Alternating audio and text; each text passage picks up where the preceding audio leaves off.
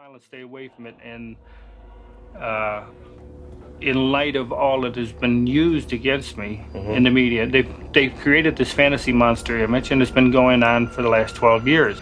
That they were looking for sensationalism and they were looking for the monster. When you say fantasy monster image, what are you referring to by that? Well, the idea that I'm a homosexual thrill killer and all that garbage. They painted this image of me that like I strolled down the streets and stalked young boys and slaughtered them. Hell, if you could see my schedule, my work schedule, you know damn well that I was never out there. These were the audacious claims of innocence from a man who, with a straight face, confessed to killing and burying only one man in self-defense, no less. Now, this was a successful businessman. He was the beloved POGO the CLOWN and a pillar in his community, also running a $1 million construction company by the side and posing with the First Lady, even briefing the Secret Service. He was clearly a well-to-do individual, and this stature immensely fueled his ploy, claiming to be the victim of blackmail and people attempting to assassinate his character and career. But this was extremely far from the truth, as the feds didn't realize that the man before them was none other than the notorious serial killer clown of Chicago. Welcome to CrimeScope USA. Before we get into the video, do smash that like and subscribe button to help the channel. Also, don't forget to ring that notification bell so as not to miss any new videos from us.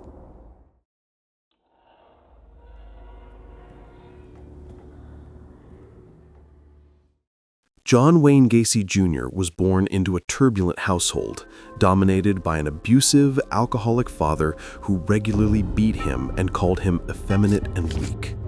This crushing humiliation and fear of his father instilled in Gacy a lifelong obsessive need for control and validation. Gacy built a flawless facade of normalcy, seeking power in every avenue. He was a Vietnam-era veteran, a successful manager at a Kentucky fast food chain, and later a remarkably successful independent contractor. He was a master of self-presentation, joining the JC's, Junior Chamber of Commerce, rising to political influence, and even posing for photos with First Lady Rosalind Carter. But the repression was a ticking clock. As his public stature grew, so did his private darkness. Gacy was arrested early on for a sodomy charge in Iowa, serving a short prison sentence. This brief interruption only sharpened his resolve upon his release. He would never be caught again, and he would build a life so legitimate, so trustworthy, that no one would ever suspect the predator underneath. The clown suit was the perfect expression of this duality, a cheerful mask for the deepest malevolence.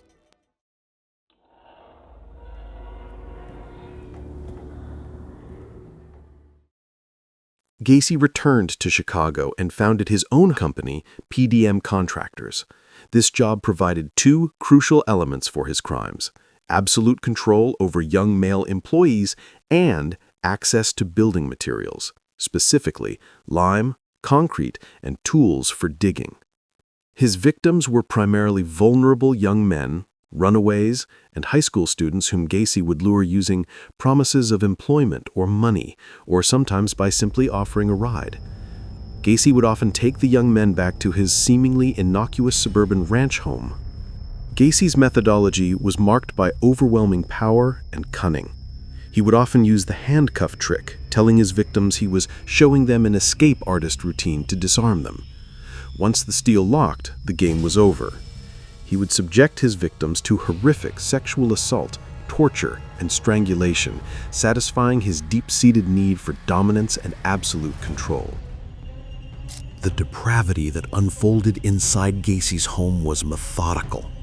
Victims like John Butkovich were lured into his home, only to be overpowered, tortured for hours in his clown costume, and then strangled after he had had his fill. After the murder, Gacy would meticulously wrap the body in plastic sheeting before dragging it into his crawl space, where he covered it with lime and concrete. All measures to conceal the odor and accelerate decomposition. He grew so accustomed to the process that he began logging his murders, keeping a dark, meticulous tally of the escalating numbers. In some cases, the disposal was rushed, such as with Francis Wayne Alexander. After this murder, Gacy found his crawlspace already too full with the bodies of his victims, so instead he wrapped the body, drove out, and dumped it into the Des Plaines River, an act that led to the later chilling realization that Gacy had used the river as a secondary dumping ground for at least 4 other unnamed victims, hoping the currents would erase his crime. The speed of the disappearances became alarming in the mid-1970s, but Gacy was untouchable. He was too well connected, too successful, and too involved in the community. The police, often focusing on poverty or runaway status, failed to connect the dots across Cook County. Until Robert Piest, the last known victim, went missing. The methodology was seamless. Piest was a 15-year-old high school student who disappeared after directly telling his mother he was meeting John Wayne Gacy about a construction job. When Piest failed to return, his mother contacted police. His disappearance finally triggered an investigation that led detectives right to Gacy's front door, where they were immediately confronted by the sickening, undeniable odor of death emanating from beneath the floorboards. Detectives, despite Gacy's charming demeanor and explanations about the odor in his home, found his story suspicious.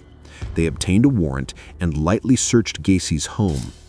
Detectives described the air inside the house as heavy, sickly sweet, and putrid at the same time, and it hit you all at once. Gacy repeatedly claimed he had a drainage problem, but the odor persisted, drawing investigators back to the house. But this time, the police drilled into the narrow crawl space beneath his floorboards. The discovery was massive, unprecedented, and sickening. 26 bodies of young men had been buried in the cramped, muddy earth directly beneath the wooden floorboards, often stacked in layers and covered with lime and concrete. Gacy, who'd confessed to killing just one, eventually broke and confessed to killing 33 young men between 1972 and 1978. Of the 33 victims, 26 were found buried beneath his house, 4 were dumped into the Des Plaines River, and 3 remain unidentified or unaccounted for.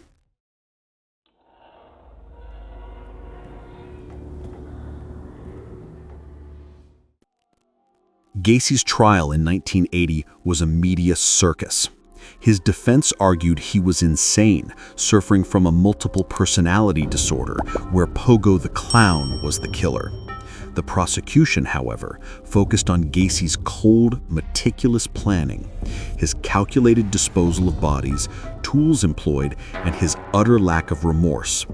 His elaborate, deceitful double life and the massive, organized burial site proved he was fully aware and in control of his horrific actions. Gacy was convicted of 33 murders and sentenced to death. He spent the next 14 years on death row, drawing pictures of clowns. His execution by lethal injection on May 10, 1994, brought an end to his physical life, but not his horrific legacy.